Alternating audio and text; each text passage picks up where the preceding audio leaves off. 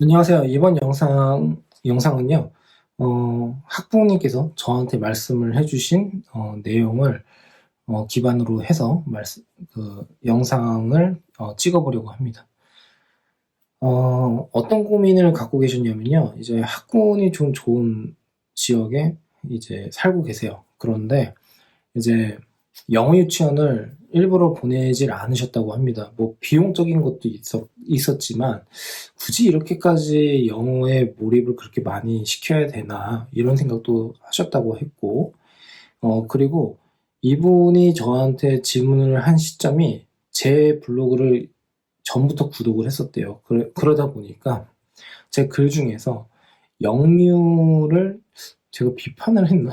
비판을 한지는 잘 모르겠는데 영어 유치원에 대해서 좀 뭐 안 좋게 이렇게 평가를 한 그런 내용도 있고 해가지고 이제 아이도 영어 유치원을 안 보냈다고 하십니다. 예, 그래서 이게 참, 네, 이렇게 말씀드리기가 좀 그렇긴 한데, 음. 그런데 이제 이 학부모님께서 이제 궁금해하시는 내용은 뭐냐면 초등학교를 올라가는 아이예요. 그러니까 제 아이랑 그 동갑내기인 것 같습니다. 그런데 이제 문제는 학군이 좀 좋고 이렇게 좀 잘 사는 집들이 좀 있다 보니까 영어 유치원을 다니는 학생들이 정말 많대요. 그리고 하교길에는 영어 유치원에서 아이를 이렇게 실어다가 이제 또 학원으로 이제 보내는 경우가 많다고 합니다. 그래서 주변 학부모님 이야기를 들어보면은 이제 영어 실력이 상당한 학생들이 많이 이제 가는 이제 초등학교인데 아이가 거기 그 사이에서 이제 둘러싸여 가지고 영어에 자신감이 떨어져서 영어를 싫어하거나 아니면 영어를 포기하거나 이런 일이 있으면 어떡하나라는 이런 고민을 하셨다고 해요. 그래서 지금이라도 그냥 영어 학원을 좀 이렇게 보내볼까 이렇게 생각을 하고 계신다고 하는데 이제 저한테는 저라면 어떤 선택을 하겠느냐 뭐 이런 말씀을 하셨어요. 그래서 이제 그 내용에 대해서 한번 설명을 드려보겠습니다. 우선 저도 마찬가지로 영어 유치원에 대해서 고민을 안 한 건 아니에요. 예. 그러니까 워낙에 이제 저도 사교육 종사를 하다 보니까 여러 학생들을 볼 거 아닙니까? 그러면 이제 당연히 자식 교육에 대해서도 그만큼 되게 신중해지고 여러 이야기를 막 듣고 그리고 또 저도 안 흔들릴 것 같지만 또 듣다 보면 또 저도 흔들릴 때가 있어요. 예. 근데 이제 우선은 이제 제가 결정적으로 제 아이를 영어 유치원을 보내지 말자라고 한 이유 중에 하나가 뭐였냐면 우선은 제가 딸아이가 있는데 외동딸입니다. 그런데 저를 닮아서 그런지 제가 좀 언어가 좀 늦댔거든요. 근데 이 친구도 그런 거예요. 그러니까 영어 유치원을 보내서 나름대로 효과를 볼 수는 있겠지만서도 이제 저는 또 어떤 생각을 또 했냐면 어차피 한국에서 나고 자라고 이제 공부를 하게 될 텐데 일정 나이까지는요.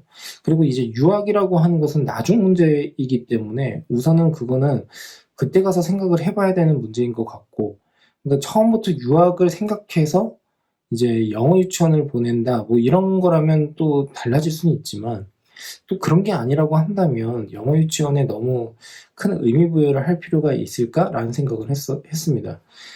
그래서 한국어를 또 잘해야 되고 어휘력이 좋아야 하고 문해력이 좋아야지 그래야지 다수의 과목 공부를 하는데 훨씬 도움이 된다라는 생각을 전 좀 많이 했었고 그런 내용과 관련돼 있는 제자들을 좀 많이 봤었어요.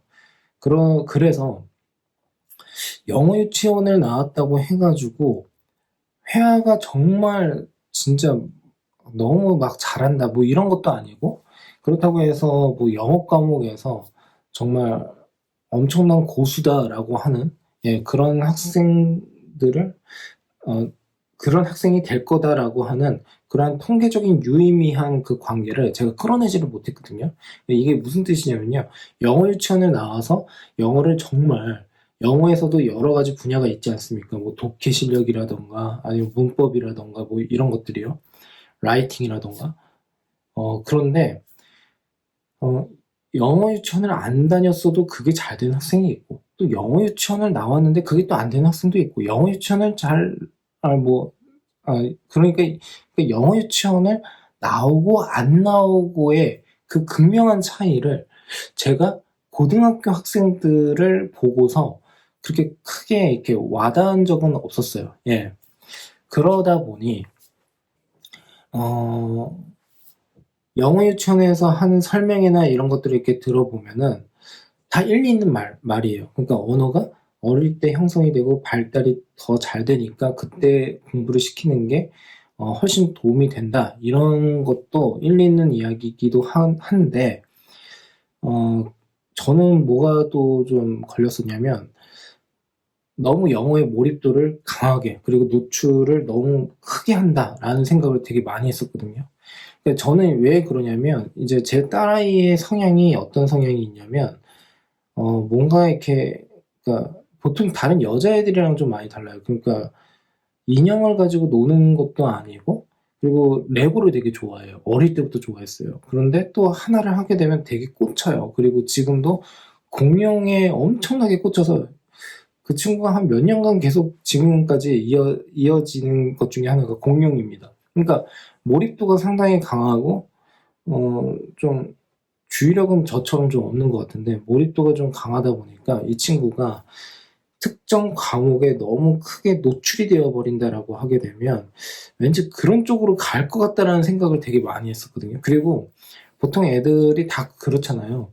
본인이 잘하는 것을 더 잘하고 싶어 하는 경우가 많고, 못하는 것은 좀 이겨내려고 한다라기보다는 좀 숨기려고 하는 경향성이 좀 있다 보니까, 여러 가지를 종합을 해 보아하니 이 친구는 영어 유치원보다는 이게 낫겠다라는, 그러니까 일반 유치원을 보내는 게 괜찮겠다, 이런 생각을 좀 많이 했었습니다. 사실 제가 아까도 그랬잖아요. 저도 흔들리는 게 있다고요. 그래서 유치원을 보내면서 차라리 그냥 다시 전학을 시켜볼까, 이런 생각을 안 해본 건 아니에요. 예, 저도 마찬가지로, 부모들은 다 비슷비슷하죠. 그쵸? 예, 뭐 제가 뭐 그렇다고 뭐 학부모님들보다는 대입이나 뭐 고입이나 이런 데 경험은 좀 많이 했지만, 아이를 성인까지 키워본 건 또 아니잖아요. 그러니까 이제 뭐 어떻게 해서 어떻게 했다더라, 뭐 이런 여러 가지 이야기를 들어보면 저 또한 흔들릴 때가 분명히 있습니다. 예. 예. 그래서 이제 결국에는 저는 어떤 포인트를 뒀냐면, 영어의 노출 빈도가 높은 것까진 좋은데 너무 그쪽으로 몰입은 하지 않았으면 좋겠다라는 생각이 많이 들었고, 그리고 저는 개인적으로 이공계열 쪽으로 좀 아이를 좀 키우고 싶다, 이런 생각을 좀 많이 하고는 있어요. 예. 그러다 보니까 이과 쪽으로 가서 그래도 이제 수학을 진짜 잘한다 못한다, 과학을 엄청나게 잘한다 못한다, 이거는 나중 가서 그 친구의 이제 그 능력치를 그때 가서 또 생각을 해보기는 해야겠지만, 평타 이상을 좀 쳐주려면 결국에는 어릴 때부터 수학이랑 그다음에 과학, 예, 과학은 좀 나중에 좀 한다고 하더라도 수학이나 이런 데 좀 노출 빈도를 좀 더 많이 해줘야겠구나라는 생각을 예, 많이 했습니다. 그래서 결국에는 영유를 보내질 않았는데, 이제 1학년에 이제 저희 딸도 1학년에 올라간단 말이에요. 그런데 사실 제가 고백을 좀 하자면 사립학교를 다 떨어졌거든요. 예, 그래서 세 군데를 했었는데 세 군데가 다 떨어졌어요. 그래서 이제 집 근처에 이제 학교를 가게 되고, 그리고 저도 그 집 근처에 학교가 괜찮은 학교라고 이제 이야기를 듣고서 이제 이쪽으로 이사를 왔거든요. 예, 지금 살고 있는 곳으로요. 그러면서 이제 사립학교를 또 써본 거죠. 근데 다 떨어지고. 그래서 이제 초등학교를 이제 올라가게 되는데, 제가 학부모님께 말씀드리고 싶은 것은 뭐냐면, 저도 마찬가지로 학원을 보낼 생각이에요. 예, 영어 학원을 보낼 생각인데, 노출을 그렇게 해서 막 과하게 이렇게 뭐 한다라기보다도, 이제는 뭐 영어도 같이 공부하면 괜찮겠다, 이런 생각을 가지고서 영어 학원을 좀 알아보려고 하고 있는 상황이고요. 영어는 잔잔하게 오랫동안 공부해야 되는 그런 과목이 아닌 그냥 언어라고 생각을 하고 있어요. 그러다 보니까 특정 시기까지 완성을 한다? 그래야지 어떻게 된다? 이런 개념이 없어요. 오히려 저는 그런 개념이 어디에 좀 더 필요하다라고 생각을 하냐면 수학이나 과학 쪽에 조금 더 또는 이제 언어, 그러니까 국어 이런 쪽에 조금 더 그게 더 필요하다고 생각을 하고 있거든요. 가령 예를 들어서 국어만 하더라도 어릴 때 독서 습관이 제대로 되어 있지 않게 되면 커서 그걸 키우는 게 정말 어려워요. 아니, 책 읽는 걸 싫어하는데 책 읽으라고 하면 얼마나 싫습니까? 그러니까 오히려 제 생각은 반대로 책은 어릴 때부터 많이 읽히게 하는 게 중요하고, 그리고 다른 언어를 배우기 이전에 모국어로 되어 있는 것으로서 정확한 활자를 읽고 이해하는 능력부터 출발을 시켜야겠다라는 생각을 하고 있습니다. 그래서 결국 이제 제가 드리고 싶은 말씀은 걱정은 하지 말라는 거예요. 걱정하지 말라라고 이제 그거는 좀 정확하게 말씀드릴 수 있을 것 같습니다. 그러니까 이게 자신감이 떨어진 상태에서 아이가 주눅이 든 상태에서 그러면 어떻게 해야 되느냐, 이게 또 이제 걱정거리가 될 수 있잖아요.